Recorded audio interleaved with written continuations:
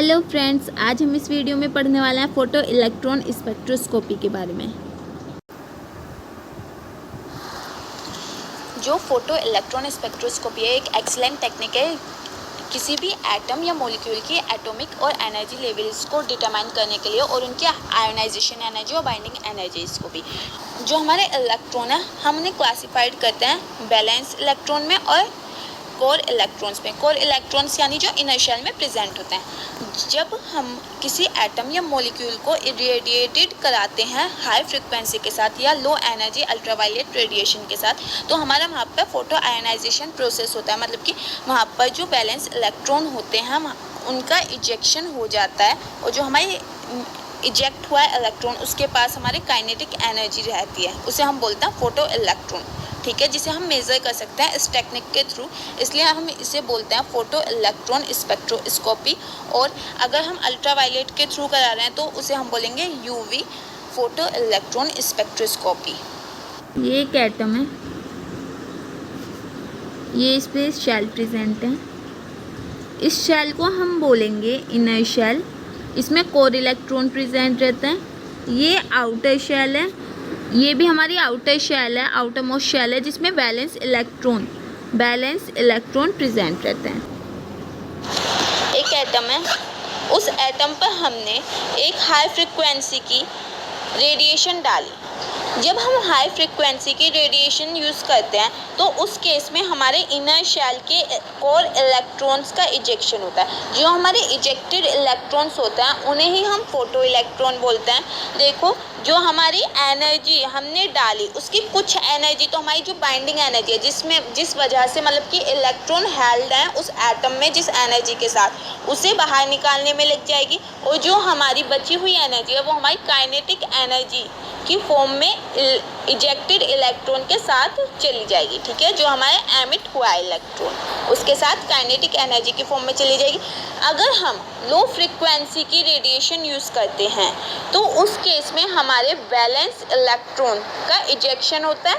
जो हमारे valence electron होते हैं उनके साथ भी जब उनका इजेक्शन होगा, जो हमारे इजेक्टेड इलेक्ट्रॉन है वो भी अपने साथ काइनेटिक एनर्जी के साथ एमिटेड होते हैं। यानी जो इजेक्टेड इलेक्ट्रॉन है उनके साथ काइनेटिक एनर्जी होगी।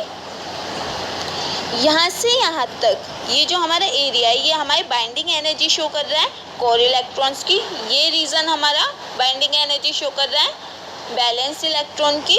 और ये हमारी आयोनाइजेशन लिमिट है। और ये जो यहाँ से यहाँ तक की एनर्जी है ये हमारी इजेक्टेड इलेक्ट्रॉन की काइनेटिक एनर्जी को शो कर रहा है।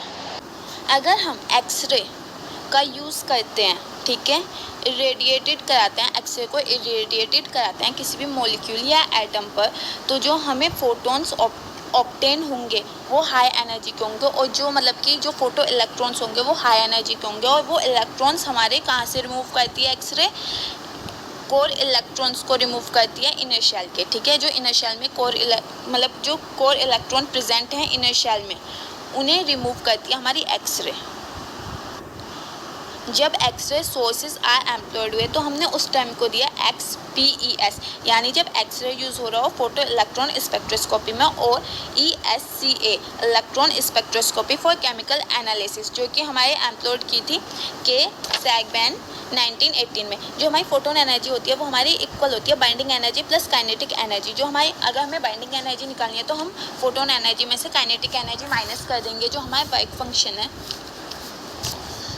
फंक्शन है मेटल का, मतलब कि जो हमें एनर्जी रिक्वायर्ड चाहिए, जो हमें एनर्जी चाहिए किसी भी सरफेस से इलेक्ट्रॉन को रिमूव करने के लिए, वो हमारी एनालॉग होती है आयोनाइजेशन एनर्जी ऑफ एटम और मॉलिक्यूल। जो हमने फोटो इलेक्ट्रॉन स्पेक्ट्रोस्कोपी में जो हमारी आयोनाइजेशन एनर्जी थी ना किसी भी एटम या मॉलिक्यूल की, वो एनालॉग होती है हमारी work function of the metal के। ठीक है, अगर हम फोटो इलेक्ट्रिक इफेक्ट के बारे में बात करें, जो हमारा फोटो इलेक्ट्रिक इफेक्ट है ये ऐसा फिनोमिना है, ये हमारा मेटल ऑफ सरफेस पे होता है। ठीक है, मेटल के सरफेस पे होता है। इस फिनोमिना में जब हम एक सुटेबल फ्रिक्वेंसी, ठीक है, सुटेबल लाइट बोम्बार्ड कराते हैं, इरेडिएट कराते हैं सुटेबल वेवलेंथ की किसी भी मेटल सरफेस पर, तो वहाँ से इलेक्ट्रॉन एमिटेड हो जाते हैं। जिन्हें जो इलेक्ट्रॉन एमिटेड हुए उन्हें हम फोटो इलेक्ट्रॉन्स बोलते हैं, और इसी इफेक्ट को हम बोलते हैं photo electric effect. Loss of photo electric emission, यानी जो हमारा इलेक्ट्रॉन एमिट हुआ है उसके लॉस क्या क्या। अगर देखो हमारी जो इंटेंसिटी है इंसिडेंट रेडिएशन की, यानी जो तीव्रता है इंसिडेंट रेडिएशन की, वो डायरेक्टली प्रोपोर्शनल होती है number of photo electron ejected. यानी अगर तीव्रता बढ़ेगी, इंटेंसिटी बढ़ेगी इंसिडेंट रेडिएशन की, तो हमारे नंबर ऑफ फोटो इलेक्ट्रॉन्स जो इजेक्ट हो रहे हैं वो भी बढ़ेंगे। अगर हमारी वेलोसिटी एमिटेड इलेक्ट्रॉन की इंक्रीज़ करनी है तो हम इंक्रीज़ कर देंगे इंसिडेंट रेडिएशन की फ्रिक्वेंसी, ठीक है। जैसे ही इंसिडेंट रेडिएशन की अगर हम फ्रिक्वेंसी इंक्रीज़ करते हैं तो जो हमारी वेलोसिटी है, जिससे मतलब वेलोसिटी से हमारा जो इलेक्ट्रॉन है वो एमिट हो रहा है वो भी इंक्रीज़ हो जाती है। Thus, it can be concluded that photoelectric effect depends on the electron suffering collision with a localized projectile carrying energy, that is, kinetic energy of photoelectron is equal to kinetic energy of light, यानी जो हमारी light जो हम irradiated करा रहे हैं उसकी energy, kinetic energy. अगर हमें kinetic energy of photo electron निकालनी है तो हम वो कैसे निकालेंगे, जो हमारी काइनेटिक एनर्जी है लाइट की उसमें से हम थ्रेशोल्ड एनर्जी को माइनस कर देंगे। जो हमारी थ्रेशोल्ड एनर्जी होती है उसे हम फाइ नॉट से रिप्रेजेंट करते हैं, जो कि हमारा वर्क फंक्शन है मेटल का, जो हमने अभी डिस्कस किया। जो हम आइंस्टीन ने 1905 में डिवाइस करी एक थ्योरी जिसे हम बोलते हैं photo electric effect. When the quanta of energy strikes the metal surface, then देखो जब हमारे क्वांटा ऑफ एनर्जी यानी कुछ जब हमारी एनर्जी स्ट्राइक करेगी मेटल सरफेस पे, तो हमारी जो कुछ एनर्जी है वो तो बाहर आने के लिए, ठीक है, बाइंडिंग एनर्जी से बाहर आने के लिए यूज़ हो जाएगी, ठीक है। Some of the energy is use to overcome the energy which held the electron in metal, ठीक है। जो मेटल में मतलब इलेक्ट्रॉन जिस बाइंडिंग एनर्जी की वजह से हेल्ड है, उसे बाइंडिंग एनर्जी से बाहर आने के लिए यूज़ हो जाएगी कुछ एनर्जी, और जो एनर्जी हमारी बचेगी, ठीक है, जो हमारी एनर्जी बचेगी वो कन्वर्ट हो जाती है काइनेटिक एनर्जी में इजेक्टेड इलेक्ट्रॉन के, यानी जो फोटो इलेक्ट्रॉन है हमारा उसकी काइनेटिक एनर्जी में कन्वर्ट हो जाती है। तो हमारा जो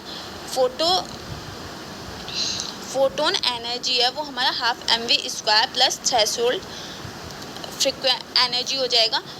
अगर यदि v naught mu naught is the threshold और क्रिटिकल फ्रिक्वेंसी, अगर हमारे म्यू नोड थ्रेशोल्ड फ्रिक्वेंसी या क्रिटिकल फ्रिक्वेंसी है तो हमारा फिर क्या होगा, हम इस इक्वेशन में half mv² equals to h mu minus mu naught कर देंगे, और ये जो हमारी इक्वेशन बनी, ठीक है, ये जो हमारी इक्वेशन बनी इसे ही हम बोलते हैं आइंस्टीन फोटो इलेक्ट्रिक इक्वेशन। जो हमारी लाइट जो है, लाइट हमारी फोटोन्स की टर्म में होती है, ठीक है, लाइट के कॉर्पस्कल्स जो होते हैं उसे हम टर्म करते हैं photon. Thank you for more videos, like share and subscribe my channel. जो